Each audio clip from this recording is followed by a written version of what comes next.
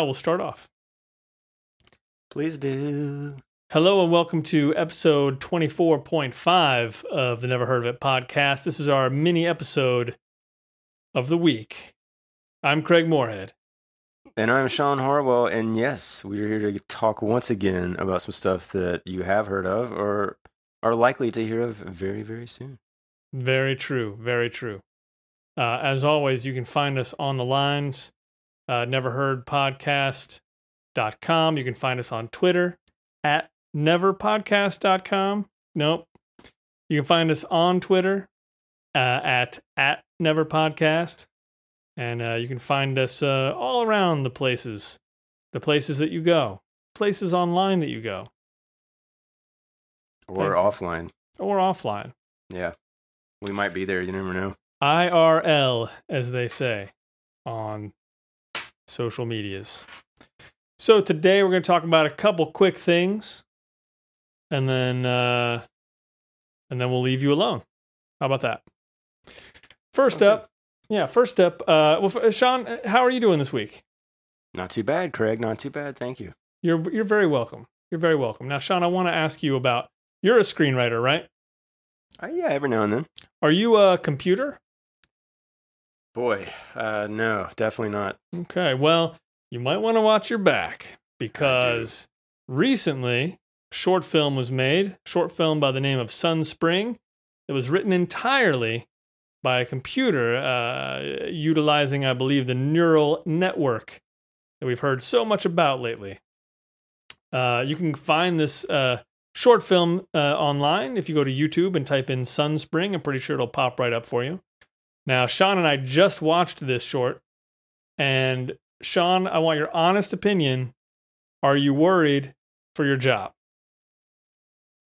Not yet, Mm-hmm. but yeah, it was a really interesting concept that they did. I think they fed this computer what looked to be dozens of sci-fi scripts, and we're asking the question if a computer could write a screenplay that would win a competition, basically.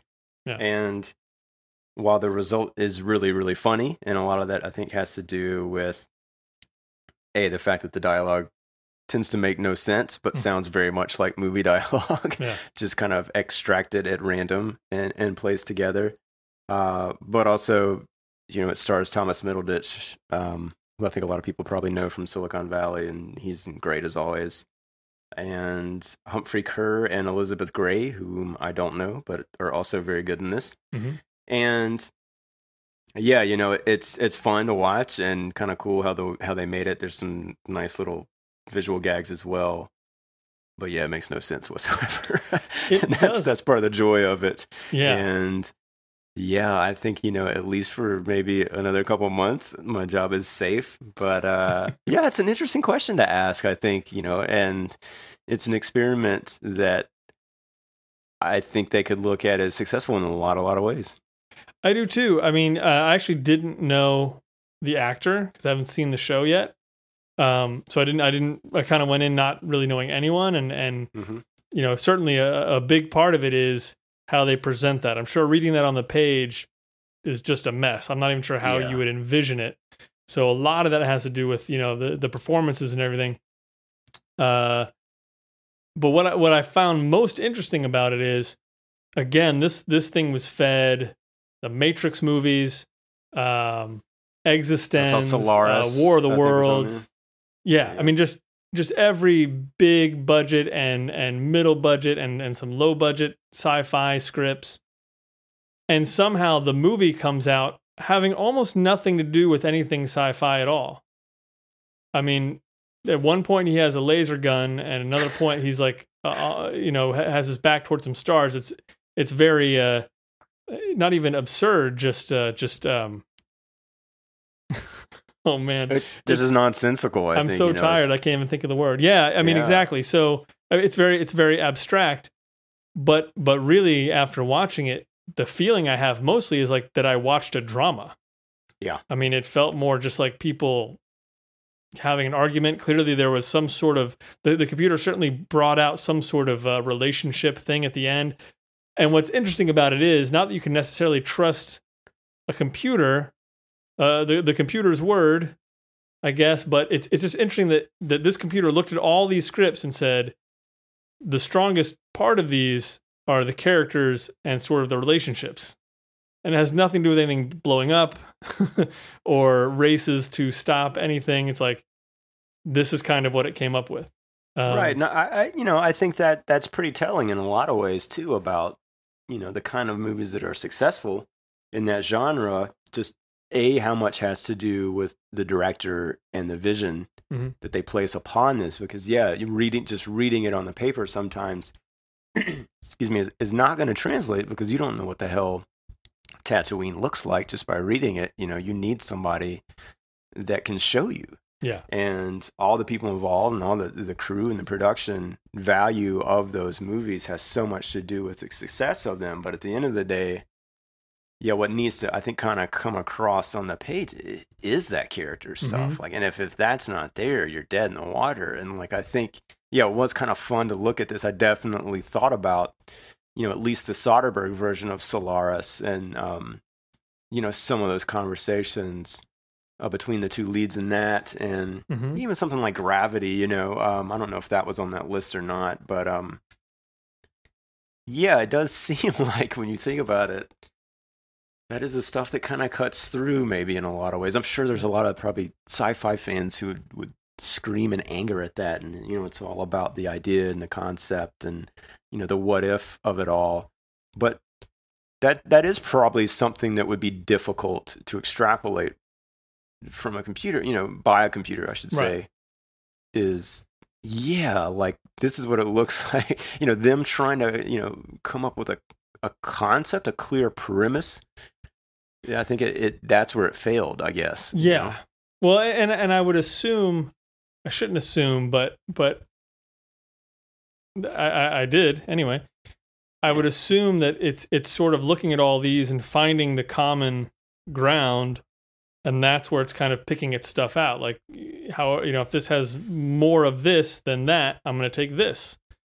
And so really, the thing it really would have in common is here are these characters. They have these interpersonal relationships. And, I don't know. It was very interesting. And there's one line that I don't know whether I should laugh at it for being absurd or that I actually really love it. But it was that thing, like, he looks at me and throws me out of his eyes. Yeah. I was kind of like, man, that's kind of a good line. There's a couple lines that, that like on their own or in any kind of context that was in some way logical. Yeah. Would be great lines. But in that world, it just, it doesn't make any sense. Yeah. Well, I have some interesting news that I just came across. It's in the world of TV here. What got me excited is basically the headline is Dwight Yoakam to reunite with Billy Bob Thornton on an Amazon series called Goliath. What? And I'm seeing now, that this is written by David E. Kelly. And man, I love Sling Blade. So good. Yeah. And Dwight Yoakam, even in like, Panic Room, I think he's kind of the standout in that movie. I mean, he's such an interesting actor in the few things that I've seen him in. I'm excited about this. No, I love those two guys. I'm excited to see that. I had no idea that's what's happening. Man, I wonder if Billy will direct some of them because it's been a while since I've seen a movie of his, and certainly would love to see, but be it TV or anything, just see him kind of hit another home run like Sling Blade. He's got some juice. Got some chops for sure. I read All the Pretty Horses recently. And I remember watching the movie a long time ago and not liking the movie, but now I can't even picture a single moment from the entire movie. And having read the book now, I'm kind of like, could that have been bad, or was I just like in a bad place? Because it feels like every part of that should have matched up beautifully. Yeah, that was adapted by Ted Talley, who did Silence of the Lambs, and obviously a very good cast. I think that just popped up on Netflix or Amazon, one of the two, within the past month. I'm gonna. And I was kind of the same way. I was like, I should watch that again because, all the people involved. Yeah, it's obviously some A-list talents, especially at that time. Yeah, no kidding. But yeah, I don't remember it being something that I loved by any means. Yeah, I'm wondering how much it was changed from the book, and maybe somehow it went astray, because I mean the book was wonderful to read. I loved it. So yeah, I don't know. I'm gonna have to go check that out again.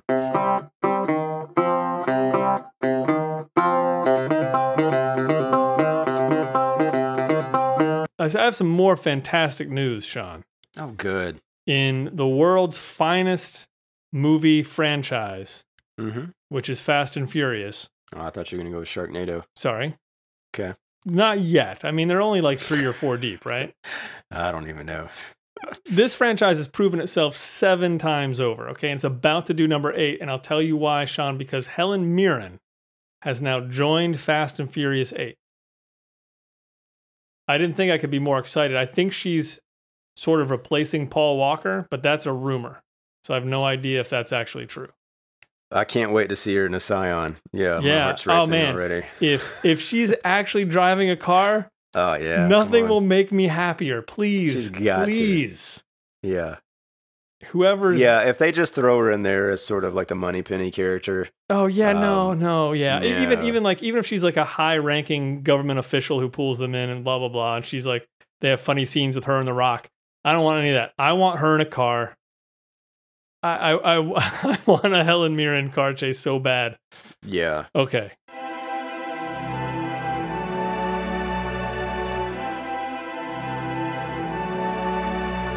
Let's just do a brief talk about the movies that are opening this weekend. Okay. This July 1st weekend. Yeah, July. Oh my gosh. First up, the big one, the one everyone's talking about, The Purge election year. I don't know that is the case, Craig. And I think what's so great about it is, and I haven't seen any of the Purges yet. This is a weird thing to say, but I haven't seen any of the Purge movies. I really want to. They've been out for like 20 years now. I don't know why I haven't seen one. Because it's an interesting premise to me as a horror fan.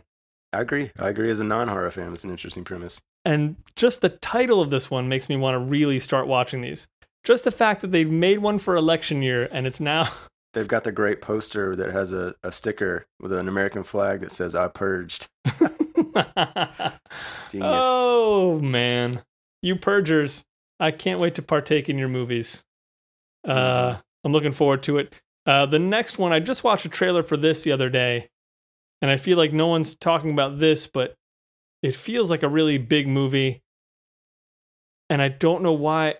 I don't know. It looks like a movie that could be huge and wonderful. The Legend of Tarzan. Yeah, it's an interesting one. I've definitely heard from several people who have read some of the Tarzan books from years and years ago. Yeah. And that they're really, really good and really, really strong. And, he gets involved with the British military and all this kind of stuff. Like, It's not just completely jungle bound. And so I'm wondering if this is going to be a bit more in that vein, or at least hoping to launch the type of movie that could go into those territories. Right. Because, yeah, it's hard in a world of superheroes to get excited about, some dude in a loincloth swinging on vines. Like, it just doesn't carry, it doesn't quite carry the same awe factor. Sure. I guess the main thing for me, besides the fact that it moves, just the trailer sort of moves in a nice way, and it just feels like there's something there. But it's also, honestly, it's just a change of setting. Yeah. That I think is interesting. And it really feels like they're really using it. And so, I mean, if it's even a little bit good, it could be really interesting. So, well, it's got Margot Robbie. It's got apparently Samuel L. Jackson, Christoph Waltz are in this, so I didn't realize. But directed by David Yates, who did some of, I don't know if you've seen all his Harry Potter movies, but he did some great, great work on the Harry Potter. Yeah, there's really not a big slouch here to be had. No, and is it possible that it looks like he also directed the Fantastic Beasts and Where to Find Them movie that's coming out this summer as well, which, that would make sense. That's a huge... Oh, that's coming out in November, but what a year for him. Yeah, no kidding. Even if this one tanks, he's still golden. Oh, man. Yeah. That's how you do it right there. Okay, you know what? Actually, yeah. He has me interested in seeing this movie, so... Yeah. We'll go together. I agree. And then finally, probably the big I don't know, big elephant. The biggest movie of the weekend would be probably the BFG, directed by Steven Spielberg, written by Melissa Matheson, from a book by Roald Dahl. It feels like this could be incredible. We recently read the BFG to my kids, and as most Roald Dahl books are, it kind of feels like a weird rambly thing that he just wrote in an afternoon. Mm-hmm. But it's very fun, very playful. I'm really interested to see how they adapted this to a movie. Sean, what do you think about it? Obviously excited. I've not read that book, and was not one that I was really familiar with, even though, I was a huge, like, James and the Giant Peach was my book as a kid, for sure. I loved that one. And, very obviously, like, Spielberg is a reason to go alone. Melissa Matheson, great. You got Mark Rylance, who did the motion capture, I think, of The Giant, and just won an Oscar for Bridge of Spies. You've got Jermaine Clement and Bill Hader, who are involved. Love both of those guys. So it feels like it should win, Yeah. I mean, it feels like there's no reason this should be bad. I think the early reviews have been really good. And I think it'll just be a question of, whether people go see this. And, that sometimes it's hard to predict those movies that are for kids that are not obviously for kids. And this one feels like it's not completely obviously for kids, which I'm happy about. Yeah. I mean, the trailer scared my kids. I can say that. Yeah. I was going to say little kids, And there are bits of it that are very dark. I mean, as Roald Dahl does. Yeah. I mean, there are parts of this story, if they keep them, that are just, it's a very scary situation, but it's great. Well, I don't want to be the guys that do this every time we talk about movies coming out, because at the end of the day, I don't care. Right. But who do you think is going to who comes out on top that week? And keep in mind, this is a week after the Independence Day sequel is out. Yeah. You got Free State of Jones and Matthew McConaughey's Civil War thing, which I don't expect will necessarily blow away any of these movies. No. Money-wise. But is there a world where you see Tarzan coming out ahead of BFG, or you think no chance? I think no chance. I think what's probably going to happen is, Finding Dory comes out 2 weeks before. Yeah. So that's going to prime the pumps. That's going to make tons of money. And then it's going to be, hey, kids, guess what? It's a BFG. I think Tarzan's going to have a hard battle there. A hard battle. I'll be interested to kind of see how they advertise it. How they kind of position it beyond being sort of a period superhero movie. Because it's tough. I feel like to get the Planet of the Apes crowd. Yeah, exactly. I mean, who is it? Smart. You've got the Purge on the other end, which not a lot of people, not everybody wants to see. Right. Like that's going to be a little too dark for people. So maybe they will. I mean, action movie people who are tired of taking their kids to their kid movies, they can go see Legend of Tarzan. I'll be interested to see. I hope it does well. Yeah, I don't know. I think if Independence Day is not a complete stinker, I would say it's BFG, Independence Day, Tarzan, Purge. Yeah. Box office wise. We'll see. We shall see. And so shall all of you out there in Radioland. One other thing that lastly is coming out that week apparently is a documentary called Roseanne for President, which is about Roseanne Barr's 2012 quote unquote run. So, yeah, let's go watch that. Interesting. Also, I just watched the trailer for the De Palma movie, which I can't wait to see I'm very, very excited about. I would watch just about anything by him or about him. So, if you're looking for your audience, Brian De Palma industry, you found it. I think it's a larger audience than just you. And, I've already seen some good things about that doc. Yeah. And I can't wait to check that one out. Absolutely. All right, Sean. Well, that's all I've got. What about you? Me as well. And so I think we'll wrap this one up here, and we'll be back next time with another meteor episode to talk about your favorite movies that we never heard of. And come say hello on Facebook or Instagram or one of these other places. And as always, it would be nice if you subscribed on iTunes. Absolutely. But if you don't, we don't care. It's okay. We're not going to be mad at you. That's we true. Don't care. No, we do care, but Okay. it's nice, but you don't got to. It is. Yeah, until next time, enjoyed it. Enjoy your lives.